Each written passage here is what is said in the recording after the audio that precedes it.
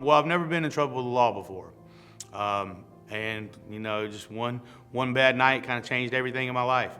I was most worried about being, incarcerated for a lengthy period of time. Like I said, I've never been in trouble before. I didn't know how the system worked.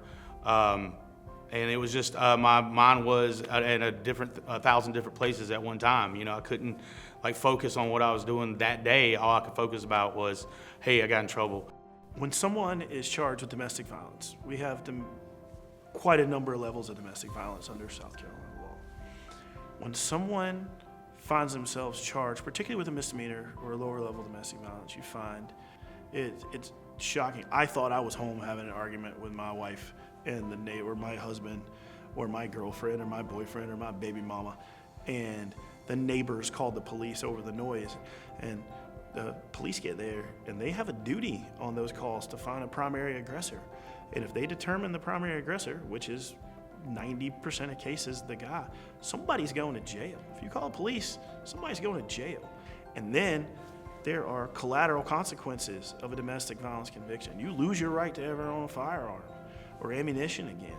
Under federal law, you are considered a batterer, and you need competent representation.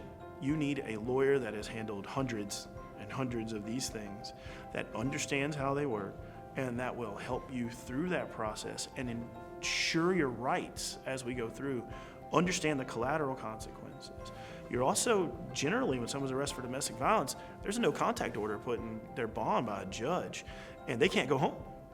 And then they have to figure out where they're going to live, where they're going to stay, how they're going to go to work, how they're going to see their kids.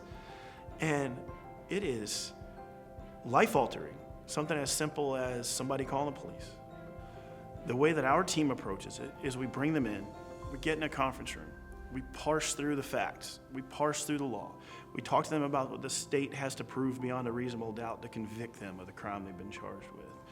We then tell them this is a long process. There's a discovery process. There's a potential trial preparation process. There are many things going on at one time. There's a lot of balls spinning at the same time. And if they will take that burden off of them, if they'll take that off and give it to us, let us work with the criminal charges, let us work with that part of it, then they will have the freedom to go get their life back together. I think chief among picking a criminal defense attorney is it's kind of a 1A and a 1B. 1A, find somebody that really knows what they're doing, that's handled hundreds or thousands of cases. I've handled enough of these cases over many, many years that it's rare for a legal issue to come into our office that me or my staff or my partners haven't run into before, and have the ability to understand, apply the facts in the law, and move forward in an efficient manner. Second among those, the second most prominent thing to look for when picking your attorney, I believe, is someone who you can build a relationship with and who you trust quickly, or you believe you can trust throughout the process. If you come into my office and my staff meets with you and I meet with you and we sit down, if you don't think you can trust me in 30 minutes, go find somebody else, because I need you to understand, if you're in my office, that you can take that burden off and let me carry it. And if you can't trust me to carry it, if you feel uncomfortable with me carrying it, then you're a bad fit for me, or I'm a bad fit for you. We solve people's problems for a living. It's what we do. We solve complicated problems for a living. We need to be able to look square in each other's eyes and understand that we're having a conversation about things that have gravity, and that we are looking out for your best interest at every step of the way. Got in touch with Scott and his team, and they made me feel not so alone. Feel like I had somebody on my side, which was really good, because I was pretty down on myself at the time. And Scott and his paralegal Nicole really helped me through it, answered every questions I had. Not only told me, they didn't tell me what I wanted to hear, they told me what I needed to hear, and that was big for me at that moment. If you think there's a possibility that the situation you're in right now requires a lawyer's help, you need one. And some people would say any lawyer is better than no lawyer at all.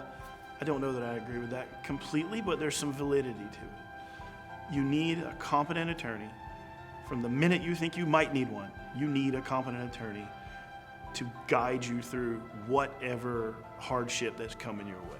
Very happy with the outcome that came. You know, I had to do a few things, you know, through the legal system, jump through the hoops that they, you know, mandated that I jump through.